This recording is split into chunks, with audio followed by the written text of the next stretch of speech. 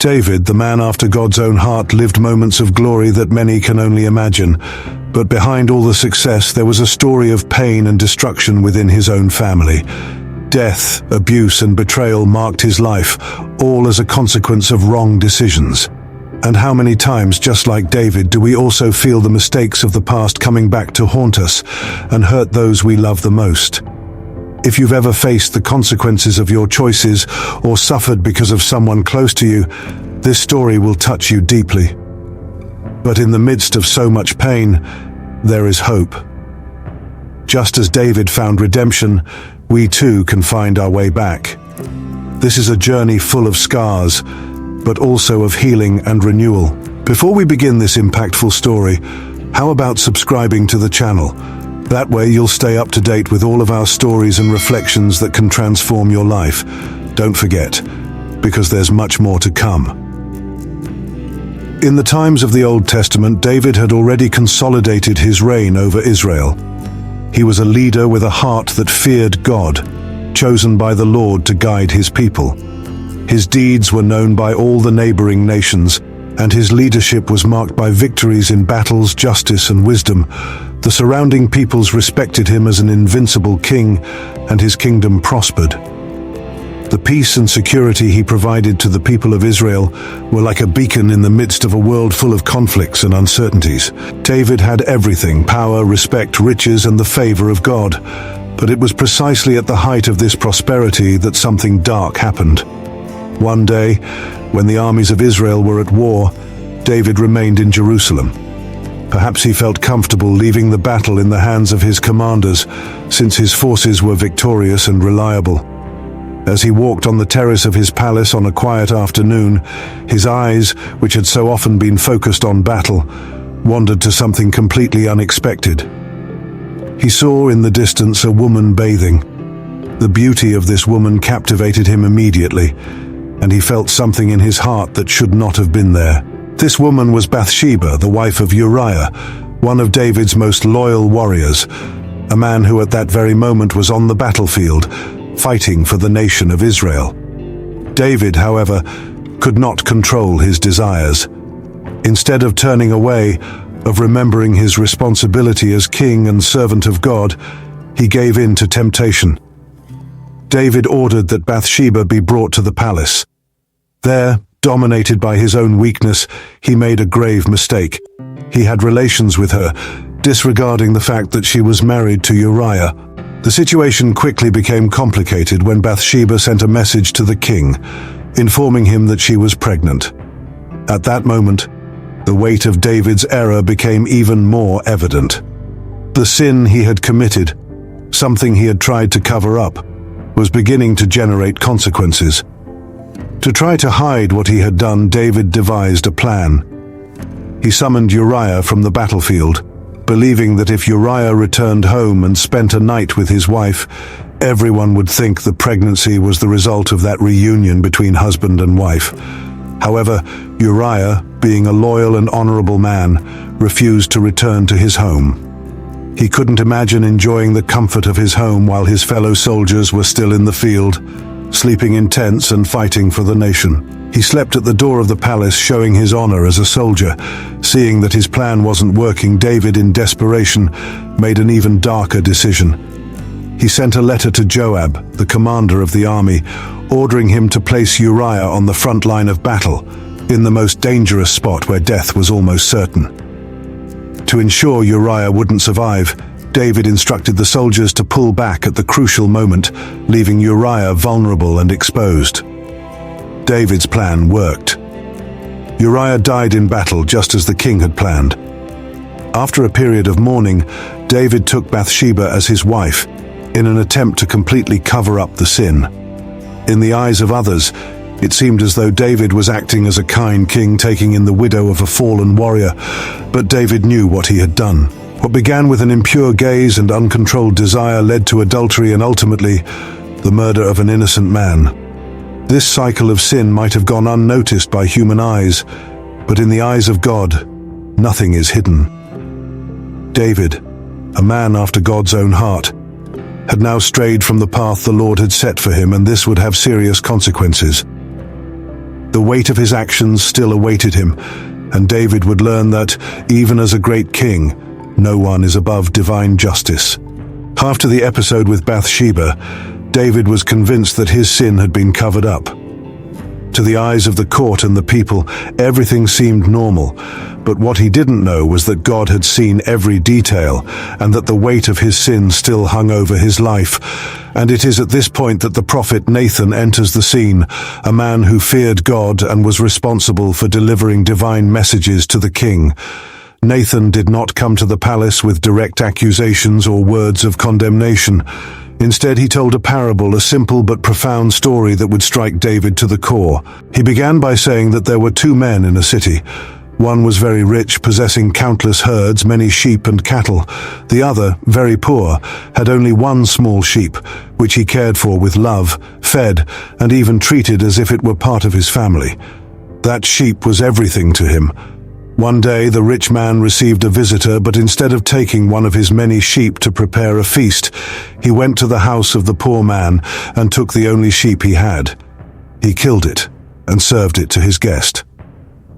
Upon hearing this story, David was furious. His sense of justice as king cried out for retribution. "That man deserves to die," he exclaimed. "He must pay back 4 times the value of the sheep for doing such a thing and for having no compassion." It was then that Nathan, in a moment of great courage, looked into David's eyes and said, "You are that man." Those words fell like a rock on David. At that moment, he realized that the parable wasn't just a story. It was about him. He, the king of Israel, had behaved like the rich man who stole from the poor. He had everything: power, wealth, wives, and respect. But even so, he took for himself the wife of Uriah, one of his loyal warriors. And to cover up the sin, he took Uriah's life, just as the rich man took the poor man's sheep. Nathan continued, "This is what the Lord says. I anointed you king over Israel, and I delivered you from the hand of Saul. I gave you your master's house, and put your master's wives into your hands. I gave you the house of Israel and Judah. And if that had been too little, I would have given you even more. Why then have you despised the word of the Lord, doing what is evil in his sight? You have struck down Uriah with the sword of the Ammonites, and taken his wife to be your own." Faced with these words, David realized the gravity of his actions. It wasn't just a human error. He had sinned against God himself. His heart was filled with deep remorse. He didn't try to justify what he had done, nor did he seek to defend himself. Instead, he confessed, "I have sinned against the Lord." It was a sincere confession, an acknowledgement that he had failed terribly. Nathan, seeing David's repentance, brought a word of comfort, but also of severity. "The Lord has forgiven your sin, you shall not die. However, because by this deed you have shown utter contempt for the Lord, the son born to you will." And so it was. The child Bathsheba bore did not survive. The mourning was deep and painful. But this was only the beginning of the consequences prophesied by Nathan. From that moment on, David's house began to be marked by internal conflicts, betrayals, and tragedies. Years later, his own son Absalom would rebel against him, trying to take the throne of Israel. Absalom would turn against his father in a cruel manner, and David, the great king who had once been respected and feared by all, would face one of the darkest moments of his life, war within his own family. Nathan had prophesied that evil would arise from within David's house, and that's exactly what happened. David's sin, though forgiven, created a cycle of pain and destruction within his own lineage. The sword, as had been said, would never depart from his house. David's sins, though committed in secret, began to reflect within his own home, bringing devastating consequences. The royal family, which should have been an example of unity and integrity, began to live amid tragedy and disorder, and so David's children began to suffer the effects of their father's mistakes. Among David's sons was Amnon, his firstborn, who should, in many respects, have been the natural heir to the throne. However, Amnon's heart was consumed by a dark and uncontrolled desire. He fell madly in love with his half-sister Tamar. Tamar was David's daughter by another wife and was known for her beauty and grace, as well as being a woman of integrity. But Amnon's love for her was not a pure love. It was a corrupted and obsessive desire.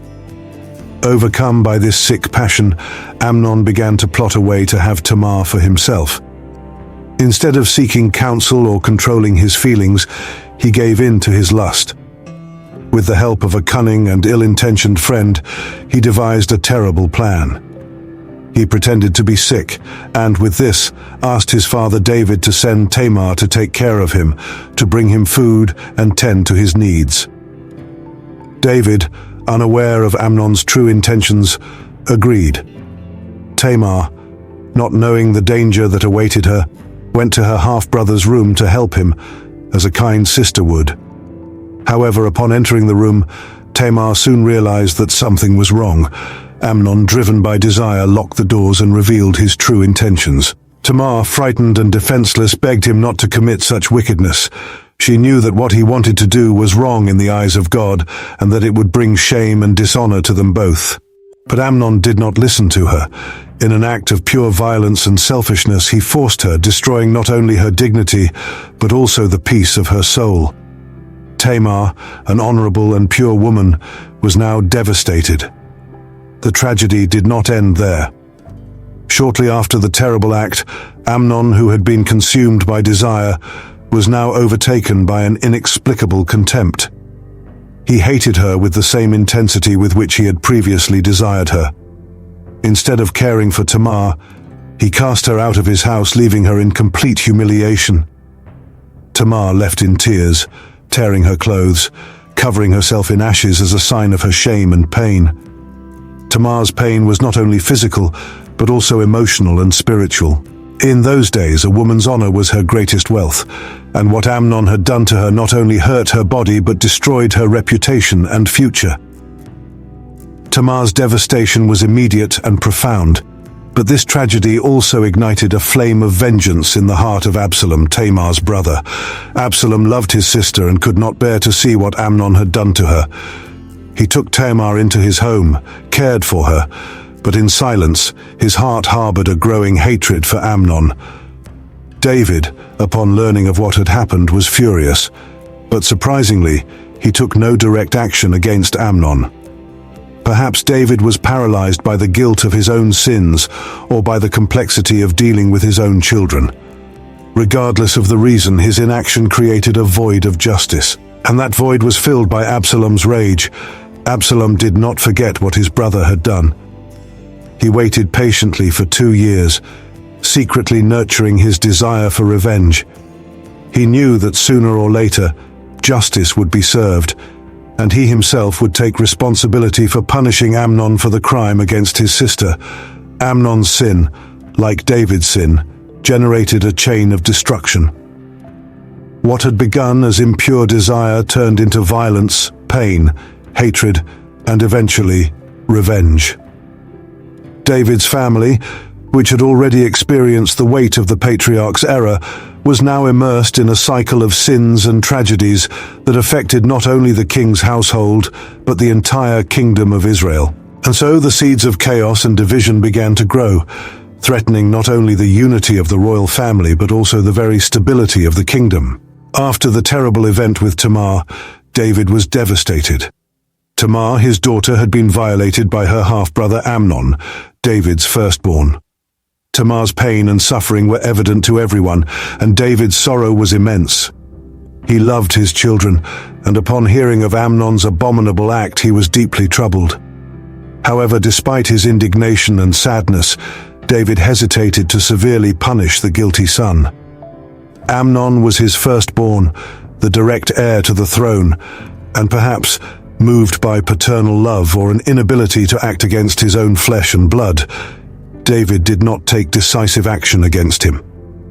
This hesitation, however, was not shared by Absalom, Tamar's brother. Absalom was a strong and charismatic young man, known for his beauty and the influence he exerted over those around him. But above all, he was deeply loyal to his sister. Seeing the injustice done to Tamar, and realizing that David was not willing to act firmly against Amnon, Anger and resentment began to grow in his heart. Absalom could not accept that his brother would go unpunished. Tamar's pain became his own, and the fact that Amnon continued to live as if nothing had happened fueled a silent hatred in Absalom. However, he did not act immediately. For 2 years, he kept his anger hidden, patiently waiting for the right moment to act. It was as if he was planning something greater, something definitive, something that would bring justice for what his sister had suffered. Finally, the opportunity came. Absalom organized a great feast for all the king's sons. He chose this festive and joyful moment where everyone would be gathered to execute his plan of revenge. The event would take place far from the palace, in an atmosphere of relaxation and celebration, where Amnon would certainly feel safe and unsuspecting. Absalom approached his most loyal servants and ordered that, at the right moment, when Amnon was drunk and inattentive, they should kill him. He would leave nothing to chance. He wanted his brother to pay with his life for the evil he had done. During the feast, when the wine had flowed and Amnon's guard was down, Absalom gave the order. His servants attacked Amnon and killed him, thus carrying out the revenge plan that Absalom had been plotting for 2 years. The silence and tension that had accumulated for so long were violently broken in that moment. What began as a family celebration ended in tragedy. The death of Amnon echoed throughout David's house, and the royal family, already marked by scandal, found itself even more fractured. This murder caused an irreparable rift. Absalom knew that by taking justice into his own hands, he had crossed a dangerous line. He fled to Geshur, seeking refuge, knowing that his relationship with David would never be the same. Amnon's death not only deepened the king's mourning, but also set Absalom on a path of rebellion against his own father. The pain of losing one son, combined with the betrayal of another, plunged David into a cycle of sadness and suffering. However, Absalom's resentment did not end with Amnon's death. During the years he remained in exile, his anger and dissatisfaction only grew. Absalom began to believe that David, now older and worn down by the events, was no longer capable of ruling Israel with the justice and firmness required. He started to think that he could be a better leader, a stronger king, and so slowly Absalom began to conspire against his own father. Amnon's murder was only the beginning of a spiral of chaos and tragedy that would deeply shake David's reign. The cycle of vengeance and the lack of justice within his own house would lead Absalom to rise against the king, his own father, starting a rebellion that would bring pain and destruction to both the royal family and the people of Israel. What began as personal revenge would transform into a crisis of national proportions, and David's throne, once firm and established, would be shaken by the consequences of his own acts and omissions. If you've made it this far and are enjoying the story, don't forget to subscribe. Absalom, after the murder of his brother Amnon, lived in exile for 3 long years in Geshur, a kingdom ruled by his maternal grandfather. During that time, he not only reflected on his actions but also nurtured a growing resentment against his father, King David. Although his revenge against Amnon had been fulfilled, Absalom still felt betrayed by what he saw as David's passivity in the face of the wrongs committed within his own family. This emotional distance between father and son only increased the void in Absalom's heart, who now constantly thought about the power and leadership he believed he deserved. In time, Absalom received permission to return to Jerusalem. Joab, commander of David's army and a very influential man, was the intermediary who helped persuade David to allow his son's return. However, even after being back in the city, Absalom was not immediately restored to the king's presence. For 2 years he lived in Jerusalem without seeing his father, which only increased his frustration and sense of exclusion. The reconciliation between David and Absalom, when it finally happened, was superficial. The forgiveness David offered seemed hollow, and Absalom continued to harbor a growing distrust toward his father. During this period of apparent reconciliation, Absalom began to devise a plan that would change the course of Israel's history. He saw himself as the rightful heir to the throne, someone capable of bringing the justice he believed was absent in his father's rule. With his physical beauty, charm, and political skill, he began to win the favor of the people. Every morning, Absalom would go to the city gates, where people gathered to present grievances and legal disputes. He would listen carefully to the stories of injustice that the people brought, presenting himself as an accessible, empathetic leader concerned with everyone's well-being. Absalom would say to each person who approached him, "If only I were the judge in this land, everyone who had a just cause would receive what they deserve." These words resonated in the hearts of the people. He positioned himself as a leader closer to the people than the king himself. Over time, the crowds that once sought David began to see in Absalom a new kind of ruler, someone young, strong, and willing to make the changes they believed were necessary. Absalom did not stop there. He used his growing influence to secretly build a political support base. Important men from various tribes of Israel began to align with him, and his popularity spread quickly. When he felt the moment was right, Absalom took the next step in his plan. He asked David for permission to go to Hebron under the pretext of fulfilling a religious vow he had made. David, suspecting nothing, allowed him to go. It was in Hebron that Absalom began his rebellion. He sent messengers throughout the land of Israel saying, "When you hear the sound of the trumpet, then you will know that Absalom has been proclaimed king in Hebron." His strategy was clear and bold: to use the city that had been David's first seat of kingship to launch a campaign against his own father. He quickly gathered a considerable army, and many of Israel's leaders began to join him, believing that the future of the kingdom lay in Absalom's hands. When David heard of his own son's betrayal, he was caught off guard. The news that the people of Israel were turning against him, and that his son was now declaring himself king, shook him deeply. The pain of seeing his own flesh and blood rise up against him was immense, but David knew he had to act quickly. He had no choice but to flee from Jerusalem. Gathering his loyal advisors and servants, he left the city in haste, crossing the Kidron Valley and climbing the slope of the Mount of Olives.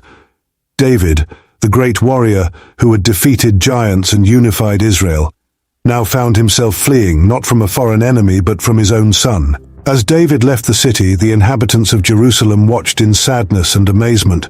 The king was being forced to abandon the throne, and the capital of Israel was about to fall into Absalom's hands. The nation itself stood on the brink of civil war. The people were divided, and the kingdom that David had built with such effort was now fracturing before his eyes. During the escape, David showed a different side of his leadership. Though he was in deep anguish, he did not seek immediate revenge. When a man named Shimei from the house of Saul cursed him and threw stones at him, David did not retaliate. Instead, he said, "Let him curse, for the Lord has told him to. Perhaps the Lord will see my affliction and repay me with good for the cursing I received today." His attitude showed a king who, even in the height of his humiliation, still trusted in God's plan for his life. While David took refuge in the wilderness, the battle for control of Israel began to take shape. Absalom, consumed by ambition, marched toward Jerusalem to seize the throne he believed was rightfully his. The confrontation between father and son loomed, and the future of Israel was shrouded in uncertainty and chaos.